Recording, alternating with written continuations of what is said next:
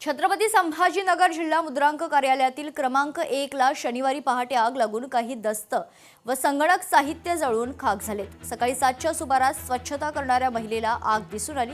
तिने सुरक्षा रक्षकांना कळवताच वरिष्ठ अधिकारी व अग्निशमन विभाग घटनास्थळी दाखल होऊन आग आटोक्यात आणली आहे। सीसीटीव्ही फुटेजमध्ये पहाटे 4:45 बॅग घेऊन जाणारा एक संशयित दिसतोय, तर 4:50 आगीचा भडका उडाल्याचं स्पष्ट झाले। सुरुवातीला शॉर्ट सर्किटचा संशय होता।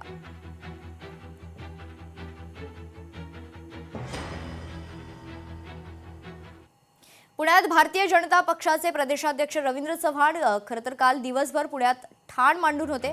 प्रत्येक प्रभागनिहाय परिस्थितीचा त्यांनी आढावा घेतलाय। ज्या जागा पिछाडीवर आहेत त्या जागांचा त्यांनी आढावा घेतलाय। सर्व आमदार आणि प्रमुख पदाधिकाऱ्यांकडून सर्व माहिती देखील घेतली। भाजपचं टार्गेट 125 असताना मात्र पुण्यात 100च्या जागा येत असल्याच्या भाजपच्या सर्वेतून माहिती समोर आल्याची माहिती आहे। लोकशाही मराठी ऐका, पहा, जागरूक रहा।